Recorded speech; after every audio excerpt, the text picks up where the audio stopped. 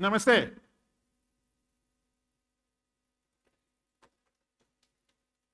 I need more than that. Come on, namaste. Come on. As you can see, I am not Lahana. I'm honorary Lahana. Okay? The reason for that is all my colleagues, all my contacts, everybody around the world is Lahana. Working with Exim Bank, I'll give you a brief discussion about what we're doing, how we do that, but specifically, your community, my community with you, is all about partnership, strength, strategy, and doing business. All of you do business. Put your hands up if you do export or import. You're in manufacturing, you're in pharmaceutical. Are we in the right audience today? I'm not going to sell you a flat. I'm not going to sell you real estate.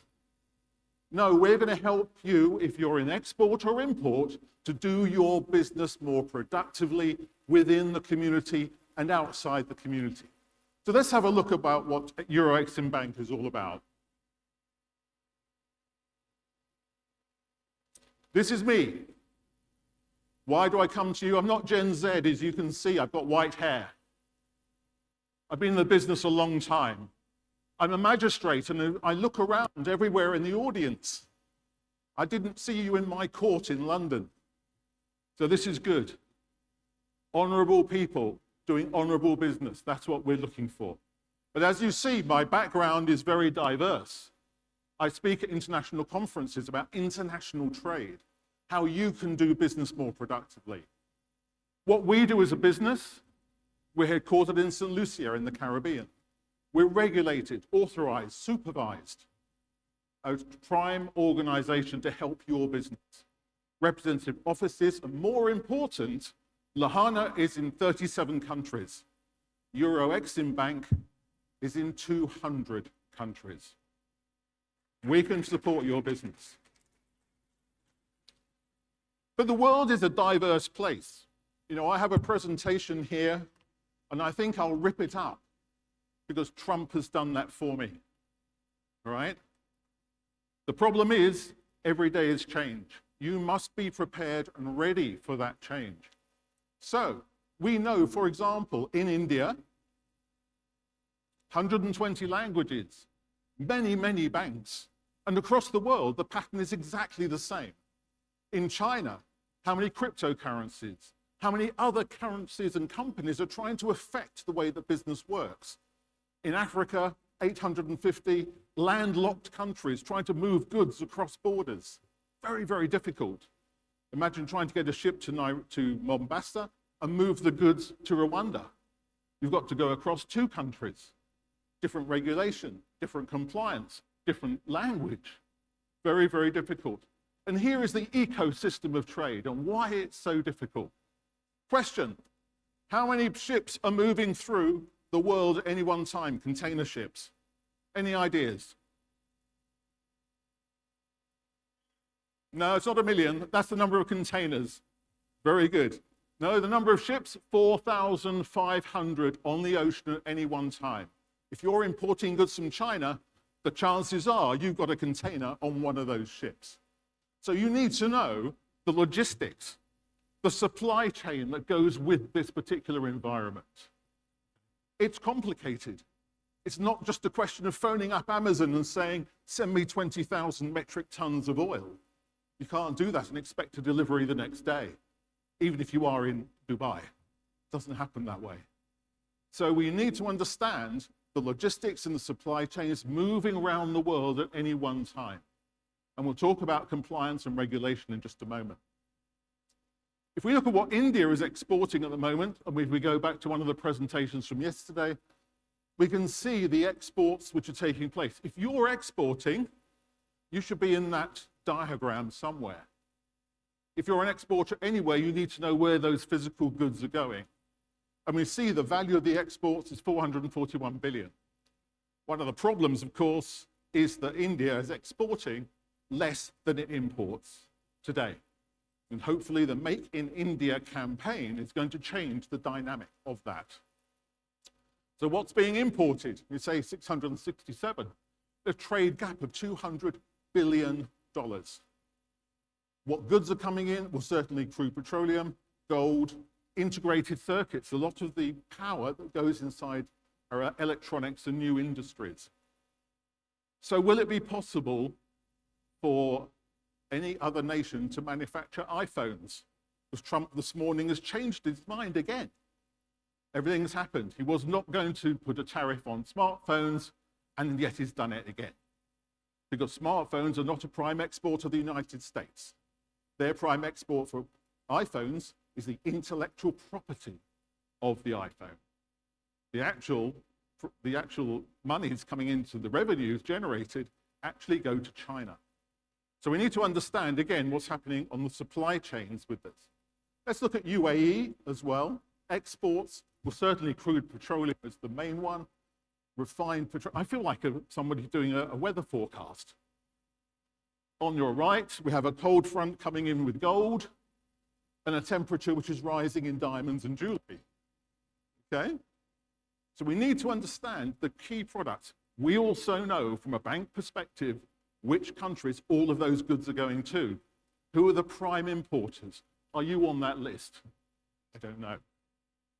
And then from an import point of view, certainly gold, cars, absolutely huge amount of cars, broadcasting equipment.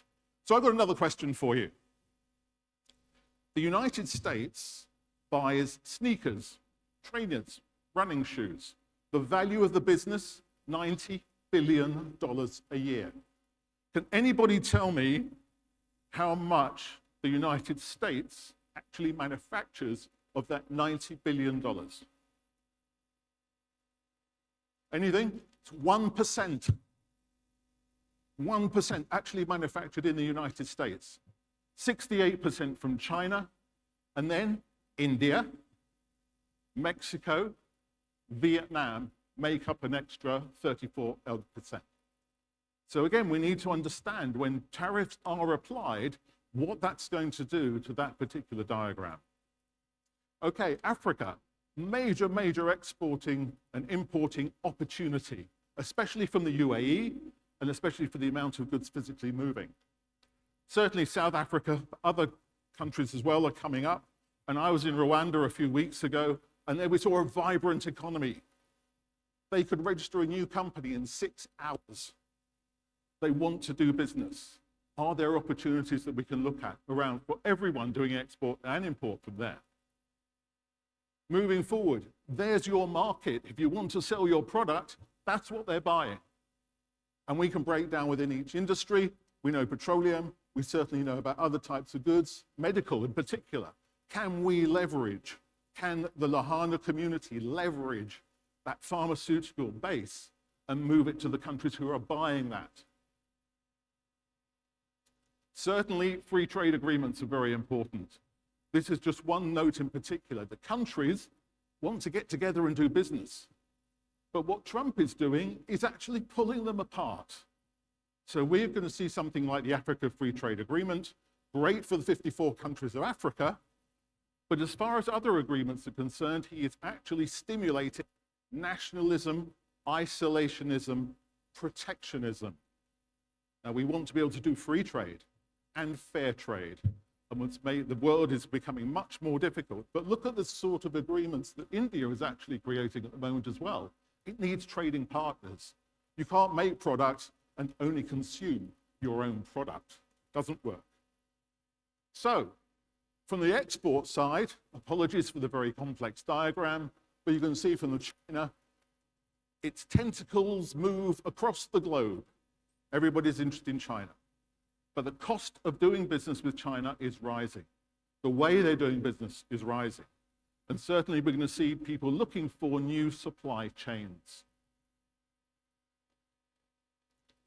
So there's some of the problems, if you like, and opportunities within the whole of the supply chain. Who is involved in that ecosystem? Well, it's everybody. It's not just me selling my product to my company.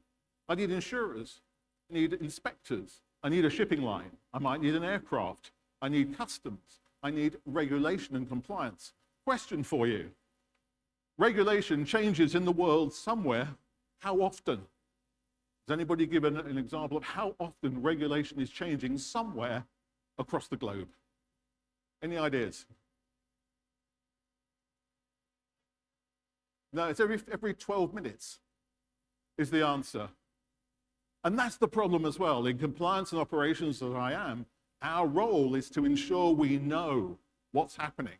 If I'm importing certain goods to certain places, I need to know that it's not sanctioned, it's not dual-use goods, that a PEP, a politically exposed person, hasn't gone and done it, or a government who hasn't got authority to do it, is actually trading in those goods as well. And that protects you as the consumer or the buyer or the seller. So here are some of the problems. Banks don't want to give a lot of money to you to help you do your work. Again, lack of liquidity, their dispute about performance, low country credit ratings, etc. So there's a lot of issues concerning how you do your business and who you trust to work with. So what do we do? Why are we different? What's our unique selling point? Well, certainly our objective is to reduce that complexity of trade. If you don't know how trade works, our people know how to do that. The bureaucracy of trade. There are many different players. How do you navigate that? Well, we do that through understanding the whole of the trade flow and protecting capital as well. How many companies here will go to a bank and say, I need $100,000 or $5 million to help with my trade, a letter of credit? And the bank will say, that's easy. Give me $5 million until the end of the trade. So I want to guarantee you're going to pay at the end. So what we do is by using appropriate collateral, softer collateral, we can then support businesses so they can do business across a time from 90 days to 360 days. That makes it much more equitable and protects their cash flow. Domestic bank liquidity. Many banks that we looked at before only deal with mortgages, microloans, and a domestic environment. If you approach them to buy or sell anything, they'd probably say, whoa, no, not interested in doing that. We don't know about how international trade works. I look after houses. I look after apartments. I can lend you some money to buy some land. But they wouldn't be interested in supporting your business to buy goods, which will help you manufacture and then re-export. FX is very complex and costly. Dollars are very complex and costly. And it may be that we're getting challenges to dollars being the prime currency by people using cryptocurrency as well. Are there other plans in place to try to push the dollar out of the picture? It's too expensive, especially in Africa, for that to work. And we talked about appropriate collateral as well. So, sound please. Today, we'll explore the potent tools that drive international commerce. Let's dive in. Letters of credit, the cornerstone of global trade. Standby letters of credit, a safety net for your commitments. Bank guarantees, the protective shield for your interests. Advance payment guarantees secure your upfront payments with our dependable guarantees. Join us and experience these potent financial tools that drive your business forward. So these are the tools that we have, specifically letters of credit, either sight or time dependent, back to back, back to front, divisible, etc., helping you do your business, getting that credit line to be able to do business effectively anywhere in the world. Standbys and guarantees, especially if you're doing a government project with advanced payment guarantees or performance guarantees as well. If you need to present a tender to do certain work, many governments, for example, will require you to have a performance bond, and we can provide those to you as well. And certainly the new services of providing issuance service, facilitating the raising of money through bonds on American exchanges for companies really trying to change their equity and their capital. So these are the sort of instruments that we have. Ultimately, what do we want to achieve as Exim Bank? Well, certainly to be a $1 trillion company. And that's pulling together our expertise, 200 countries, expanding the number of operations we have worldwide, working with agents and partners, understanding the business, building wealth for customers, building the opportunity for buyers and sellers internationally, and using technology, AI, machine learning. We're using all sorts of new techniques to understand how the market operates and how we stay ahead of the game. Thank you for your attention. Thank you for not looking at your mobile phones. I'm just going to lead and introduce a number of two colleagues of mine, very, very briefly, I promise you. And again, to the Lahana community, me as honorary and everybody else who's in the room, thank you so much for the opportunity to share our navigated journey with you and to see how we can work together. We're in the exhibition area as well. If you'd like to come and see us, you'd be most welcome. And thank you again to LIBF, to everybody here.